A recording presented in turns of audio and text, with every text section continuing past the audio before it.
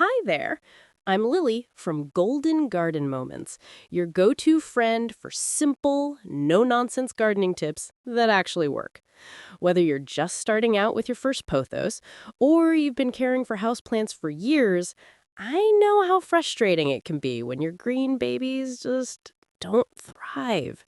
You water them, you give them light, you even talk to them, and still, the leaves turn yellow, the stems get leggy, or worse, they just give up. Well, today's video is for you. I'm sharing 10 houseplant hacks you'll wish you knew sooner. Little tricks I've learned over years of trial, error, and a few heartbreaking plant losses. These aren't just internet myths. They're practical, science-backed, and tested in my own home. From saving overwatered roots to stopping pests without chemicals. These tips will help you grow healthier, happier plants with less stress and less guesswork. So, grab your favorite mug, get comfy, and let's give your houseplants the love and the smart care they truly deserve. Hack number 1. The finger test is wrong. Use this instead. If you've been sticking your finger into the soil to check if your plant needs water, stop. Seriously. That method, it's unreliable. Soil can feel dry on top, but still be soaked underneath. And that's how you accidentally drown your plants. Here's what actually works. Grab a wooden chopstick or skewer. Stick it all the way down into the pot, not just the top inch. Wait 10 seconds, then pull it out. If it comes out clean and dry, water time.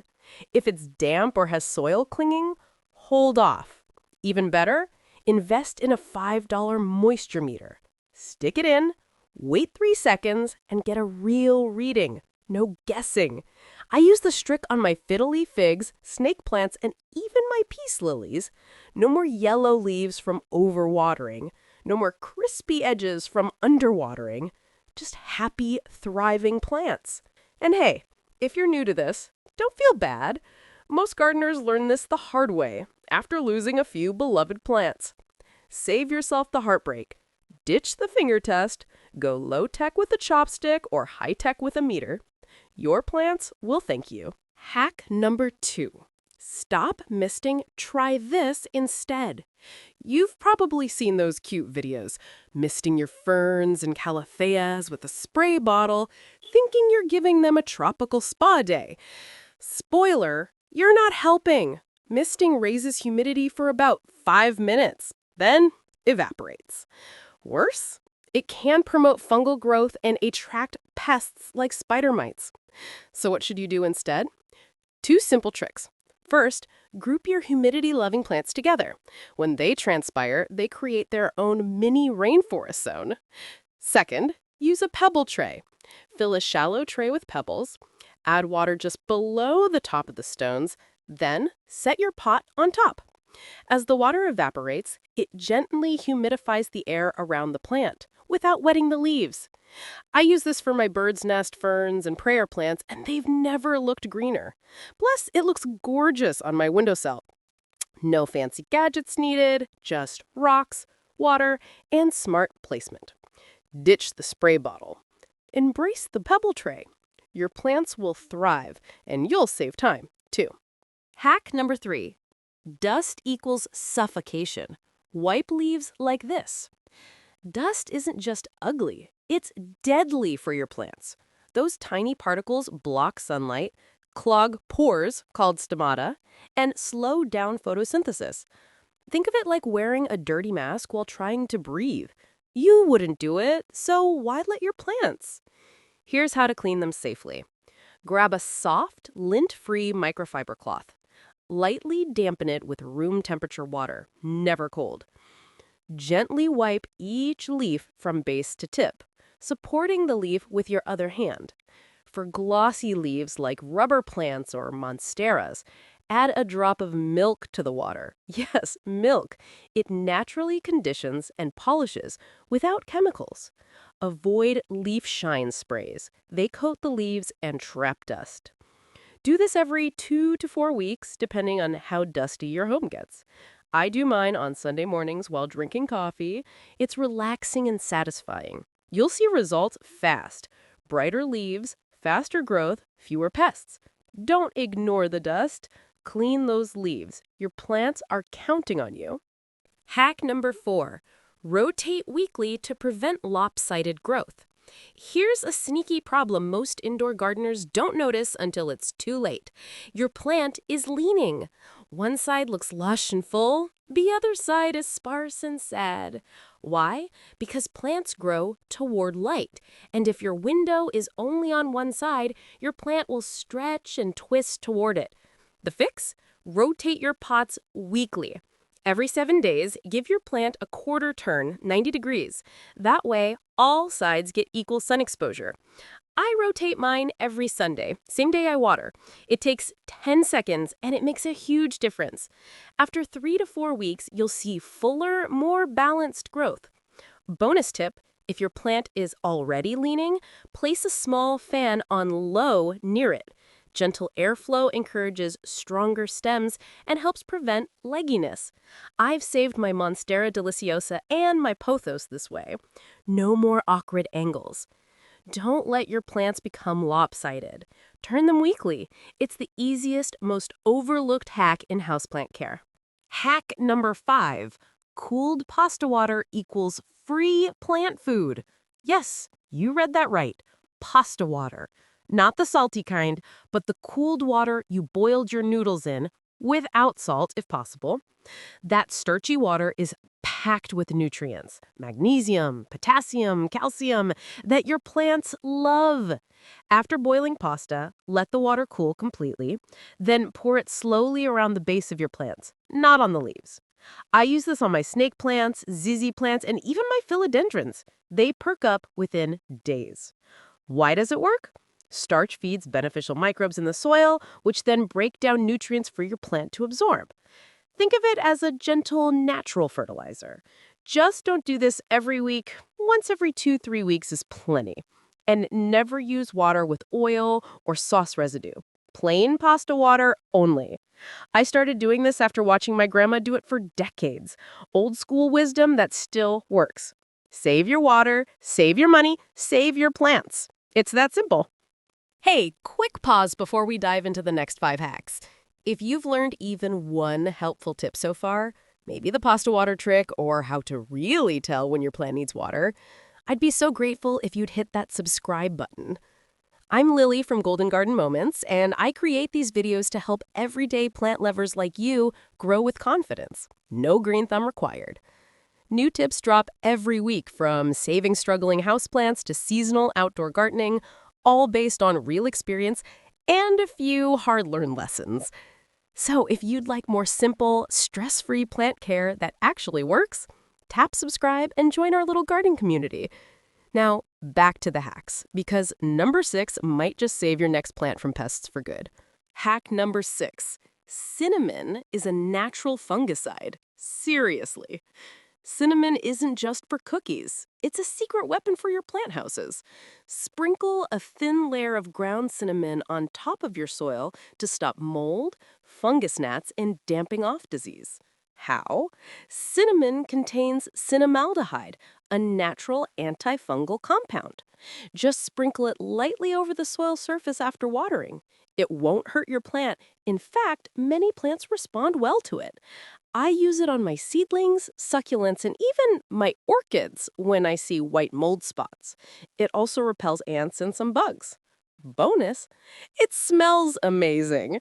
No chemicals, no sprays, no mess. Just a spice you already have in your kitchen. I discovered this trick after losing a few baby plants to fungus. Now I keep a shaker of cinnamon next to my watering can. Pro tip. Reapply after a heavy watering or if you see new mold. It's cheap, safe, and effective.